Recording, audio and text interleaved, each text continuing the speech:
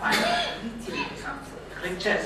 So I have to do without the PowerPoint presentation. I'm going to read from the paper, but at the same time, I'll try to engage you as far as I can. This of commercial energy and what the government policy has been and what it should be. I'd like to, there was a recent article in The Economist which titled The Future of Energy, and it ended like this: it will be a long time before clean coal and clean oil are dethroned completely, but their reigns are as absolute monarchs of all they survey are slowly coming to an end. However, my view on this is like that of the most successful multinational ExxonMobil. I put my money in the continued dominance of oil, and the non-conventional and other energy sources are going to be far away, even at this stage of carbon trading, etc., even at this stage of climate, global warming and climate agreements. I think for the next 50 years at least, we have to reckon with oil and gas, and therefore we have to look at how each country has to do the energy security for them. Now, if you look at our own energy consumption, a couple of things become evident. You know, one of the bogeys recently created is that, you know, India and China are increasing their growth rate, and therefore in future they are going to be the biggest energy consumers, and therefore they should do their bit.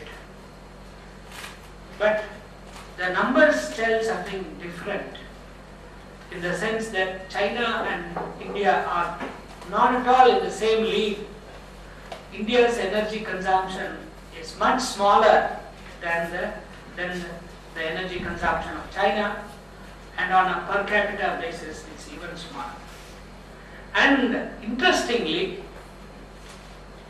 the per capita energy consumption is declining over a period of time, as was also mentioned by Mr. Shankar. Both the energy GDP elasticity as well as the electricity GDP elasticity, both of them are declining. You may say, what is the reason? I would suspect the reason to be that the growth of service sector in India, accounting for a much greater share of the gross domestic product, as a result of which the energy is falling, because after all the service sector is not an energy intensive sector. This is in contrast to China, of course, where their growth is dependent on the manufacturing sector. Of course, if you take the climate change argument, etc., in favor of China, I can also say that a lot of the manufacturing, in as much as it is meant for exports, so that amount of energy consumption and that amount of carbon footprint should really belong to the consuming countries and not just the producing country of China. So, in other words, there's a lot of scope for negotiation here. And in fact, if India has to take a position, I'm going to talk about coal, etc., it will become very evident that in fact we have to ask or argue for a per capita emission right, which is in consonance with other countries, okay, over which we will get a lot of leeway. Now, Of all the energy sources in India, coal is the most dominant and most favorable energy source we have. Figures are given in the integrated energy policy report, and we have, Shankar was mentioning that our extractable resources can last for about 77 years, and it can even last, according to me, for about 100 years to come. So therefore, even if you take 77, it's okay. So it's a long time. Now the speciality of the Indian coal is that it's high ash, low in calories correspondingly, and of course the plus point is that it's low in sulfur, and therefore the acid rain problems are not there. Now, in spite of the high ash content, the Indian coal is competitive, very attractive in terms of price compared to the imported coal, compared to the global price of coal. So that's the reason why domestic coal is competitive even now. But if you go on a social benefit basis, social cost benefit analysis, if you do that, it's even more attractive, because the cost of coal mining, if you put the shadow price on that, and then you say that the unskilled laborers, it gives employment to them, etc., you are actually employing your own people in your own country, and so it will be even more attractive, instead of employing people elsewhere when you are doing imported coal. Now, how do I say that the price is competitive, coal price is competitive? One reason is in the recent competitive bidding organized by the Ministry of Power on the ultra mega power projects, we were in for a very pleasant surprise when they said for the Sasan project, the bid price, remember, capital cost and coal costs, capital and energy costs put together, for the whole of the life of the plant, the constant price was an unbelievable 1 rupee 19 paisa. Unbelievable 1 rupee 19 paisa per kilowatt hour. And I think this price is the best price in the world today. And this is after we went through the memorandum of understanding, we went through the entrance, etc., where in fact we were paying a price as much as some 5 rupees, etc., and in fact the Maharashtra regulator agreed for a 9 rupee incremental cost of diesel to captive power plants. Okay, and the CIA, I say jokingly, instead of the regulator putting a cap on the prices, the CIA or the FICCI put a cap on him and persuaded him to legislate it. See, so compared to 9 rupee energy cost alone, we have 1 rupee 19 paisa total cost. You see, and that reason for that is use of domestic coal at the pit head in the Sasan in Madhya Pradesh. Now, how it's unique for the pit head is because in the subsequent bidding in Mundra, where the ministry allowed, not allowed, in fact, ministry this time was a little funny. They mandated that it has to be imported coal, and Tata's went in for the imported coal, and the winning bid was from Tata's, and it was 2.23 from 1.19. Nearly a rupee and a few paisa increase, and I found that even if you had actually produced the power in the pit head and brought it to the Gujarat Mundra point, even then it would have increased only by 50 paisa and not by 1 rupee. So therefore, at least there is a 50 paisa differential between the imported coal and domestic coal. And of course, you must remember Tata's also had gone in, and the point is, coal is what we have, notwithstanding its carbon footprints, and it's the low cost energy resource as far as electricity production is concerned. And let us not be misled by various models of the West and replace both is concerned. That shall be the main thrust. Now, let me come to the next hydro potential.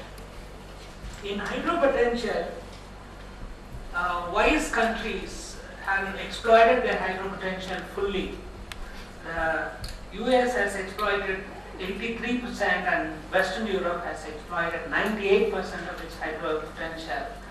And fortunately, of course, they did all that before the environmentalists came on the scene. But now the local environmentalists, also supported by international environmentalists, are putting a block on our development of hydro potential. Recently also there was a Dibang in Dibang Valley in Arunachal Pradesh. Prime Minister put a foundation stone for 3,000 megawatts. There was a big hue and cry from environmentalists to say that the project should not be done. What are the problems? What are the things that they raise? Environmentalists raise that most of the times rehabilitation is not properly done. Most of the times we are not heard properly. Basically the negotiation with the affected people are not happening, and benefits are overstated and costs are understated. My own contention is that even if you take care of all these contentions, I'm not saying that they are wrong, they are probably right, but even if you provide for all of them, there is enough in hydro potential that if the projects are still viable. That's the point I'm making. If the benefit, net benefit is 10 units, let's say the costs are at present 2 units. All these other things can account for 2 more units. So still you are left with another 6 units of benefits, which you cannot afford to forego for the sake of environmentalists. In fact, large dams and large scale hydro have tremendous economies of scale, and therefore they are much more beneficial, much more economical than small hydro, which itself private sector is making money in small hydro. Companies like Baruka are making money, and so you can imagine how much more money one can make in large hydro. The issue is one of policy again, you see. Unfortunately, we still have this mindset of cost plus. Our regulatory regime is the cost plus regime, cost plus guaranteed return. As a result of which, you see, of course this regime will lead to inefficiency, it will lead to gold plating, and researchers like Haverchand Johnson have already told us way back in 1964 in their classic paper that guaranteed return is equivalent to subsidizing capital, and as a result of which it will lead to overcapitalization. They propounded this as a theory and they tested it in communication utilities, and they found that it was overcapitalized. Okay, the same is true for electric utilities. Okay, so it's a rather outmoded type of regulation, what is called the COS or cost of service regulation, which has been given up in other countries. Other countries have gone for deregulation in view of the fact that you can set in competition. But we have still not gone for that. We still swear by the California fiasco, and we are very afraid. We are saying that in a deficit environment, you can't do that. The answer to that is, of course, why don't you do at least competition for the market? You see, World Bank made a distinction between competition in the market and competition for the market. And competition for the market is you set up a competitive bid for the next 30 years to serve a monopoly market, and which is this kind of UMPP. And if you do that, competition breaks the law of one. You do away with licensing, hydro sector. Large hydro is still, as per the act, under licensing. You do away with that, private sector will come and fill this gap, and they will hydro will develop. Okay. The next is I'm going for gas. I'll just be brief. We have, of course, 1,101 million tons oil equivalent of gas reserves, counting the Krishna Godavari basin, but not counting what the Gujarat gas has found. Now, what is the policy question here?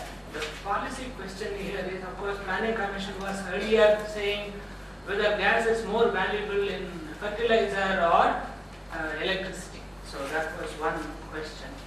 But the immediate policy question is on the supply side. How are you going to make sure that you ensure the security of the gas supply for the needs of the people? Okay. So the government agencies are looking for liquefied natural gas. This, in my opinion, is a misplaced concept, because liquefied natural gas, because of liquefaction and regasification and also putting it in the ship and bringing it in special containers, the cost goes up almost twice. Okay, so it's a very high cost option for India. I don't think India can afford that. So you have to look for gas not far away, not in Qatar or Australia, as Petronet people are trying to do, but you have to look for gas locally or nearby countries, in CIS countries, or in Bangladesh, or in Myanmar. Okay, so those are the gas you have to look for. And you will come back and say that, okay, Bangladeshi people are not interested in giving you gas. Okay, the question there is again, if gas, water, these resources, as long as they are in the national sphere, as they are considered a national good, people's resistance will always be there, and this will be seen as a political commodity. So change this political commodity into a commercial commodity. That means let private sector handle this, and if you want to consider it belonging to the state, let the state have a royalty on gas, no problem. So there is a goal congruence for the state to develop because it's going to get the royalty, private sector to develop because private sector is seeing profit opportunities. So people will not also come in the sense of blocking these prospects. Governments need not say we are constrained, etc. So therefore, this kind of thing can happen, in my opinion. Here is again an area where we can learn from our Russian neighbors. There is also a question of pricing of gas. User organizations like NTPC say that the gas must be, if it is produced in Godavari Basin, Krishna Godavari Basin, if it is produced in Bombay High, it's a much, you are getting it at much cheaper rate, so you have to give it to us at cheaper rate. Okay? Now, the integrated energy policy rightly said, no, you should be guided by the world prices. Now, you may say, what, Professor, you are saying world prices for gas and oil, but domestic prices for coal. Is there not an inconsistency? My answer for that is, gas and oil, you should look at world prices because you are importing them. You are not self-sufficient. Whereas coal, you are self-sufficient, you can actually need not import, and therefore coal need not be having this. In fact, one of the advantages of domestic coal over imported coal is that you avoid the price fluctuation, because international prices go all the way from $20 a ton to $190 a ton in 2008. Okay? So look at the range of price variations in international coal. You can avoid when you are going for domestic coal. So as far as gas and oil is concerned, even if it is domestically produced, it has to be treated on par with the international prices. And oil security, coming to the question of oil, it is true that we are a net importer of oil, only 1/3 we are producing, and we have not produced anything beyond Bombay High. Therefore, this is where our relationship with Russia can help. Yes, 2 minutes. So we have to look for strategic arrangements for long-term supply of oil, but at the same time, long-term contracts should not be done when the price is high. I still feel, my own prediction is that sooner oil price will touch $30 a barrel, at which time that may be the right time for handling long-term contracts. We should not go in for long-term contracts immediately. Of course, India going with other countries and picking up stakes as well as exploration, these are all good, but I wouldn't encourage public sector companies to do that because of, obviously, they are not result oriented. And finally, the nuclear option. I have written elsewhere on this. My short proposition on the Indo-US nuclear accord also is that we need nuclear option for fuel. We need it for the bomb. We don't need it for electricity. Of course, because nuclear electricity in India is twice as costly as the alternative thermal, and we have to look at costs at the end of the day, so it's not a commercially viable proposition. But of course, on the bond side, we have to be on par with China, and therefore we should go ahead. Thank you, sir. Thank you. Singh, to deliver your speech, please. Saratniki Daje is the Ragoy Strani, Rasi Gide Abdulatul, Vishay Aurajabani. Friends and colleagues, I am facing some smaller, some bigger problems this sultry afternoon when I am facing you. I am full of confrontation, of course, little bit of confabulations as well. I thought it would be a very easy task for me when myself and Honorable Director talked about this brief seminar. He dropped me the idea. I thought it would be probably speaking on the delays of Indo-Russian relations. Always a theme very dear to my head and heart, and always very easy to make. But when I am joining you during this stimulating, I learned my English under the banyan tree. We used to ask our school teacher, particularly the headmaster, what should we prepare for our essay in English, sir?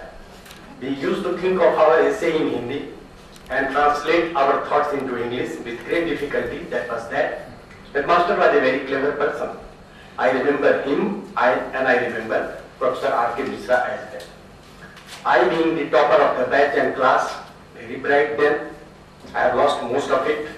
Then he told me that you prepare in a general way on on the village. Village consists of many things, many objects, this and that. Ultimately, you will make it. Sir, I will never thank Professor Misra. I did never know him. I had heard of him adequately, but he has landed me to land into the Alice of Wonderland. I feel really greatly enriched.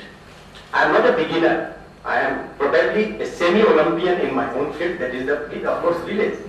I have been writing on Indo-Russian relations, Indo-Soviet relations, strategic dimensions, drug trafficking, terrorism, all big things in life which I talk about in order to inflate my image domestically. My wife is sitting here. When she talks of something big, I talk of my own bigger subjects in my own academic life, that I am doing this, I am doing that. But today, sir, I tell you very frankly, I feel dwarfed. Our headmaster will be such a clever guy. He has created a lot of problems for the last 2 days. Service from door to door, of course, insomnia out of excitement. And then yesterday we had all excursion going 500 meters, probably deep. Life would have been at risk, sir. So thanks to our stars, we are safe. So this is this, I tell you frankly, and if I economize on time front, I respect all of you to be very thankful to me. I have nobody to thank, sir. I have nobody to express deep sense of gratitude. The very other auditorium was already flooded with rather submerged thanksgiving, expressions of gratitude and all that, sir. I felt submerged. It rarely happens in life that I feel slightly shorter than my own shot. I am by height, I feel 5 inches, sir. So coming to this seminar is really adding quite a lot to my bigger stock of my knowledge, particularly in this sector, sir. I will speak briefly on the IL and that energy sector, of course, in general, but I will be restricting myself to Indo-Russian security cooperation, energy security cooperation in the field of oil and gas. But sir, with your kind permission, I seek apology from all of you.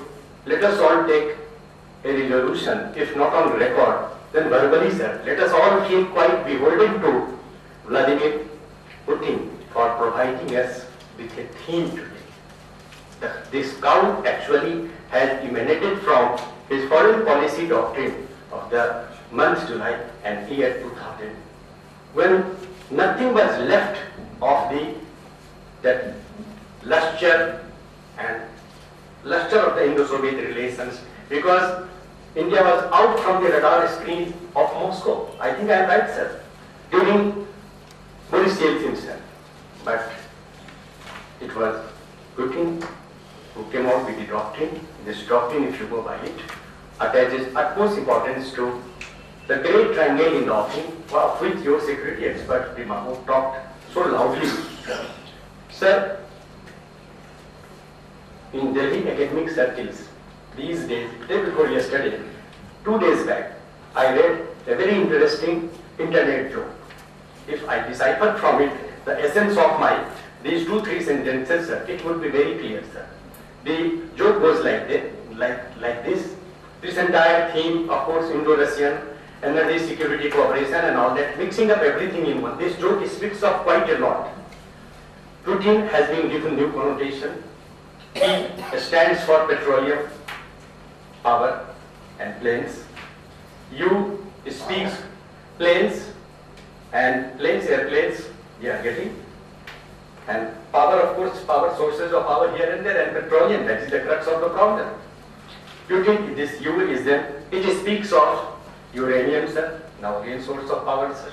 And of course, universal brotherhood, universal peace, universal security and all that. T is again very important. Transportation, routes and lines and all that between us and Russia, between us and Iran, between us and Afghanistan, between us and Pakistan, some probable, some impossible, but between us and Central Asia, Turkmenistan, Kazakhstan, then Nakhodka, then Sakhalin and so on and so on. So Putin, this again, N is left. N is for, of course, it is for you people to take it up, nuclear power and no nonsense. So I wish my Russian colleagues will carry home this internet joke and will try to proliferate it among your own academics.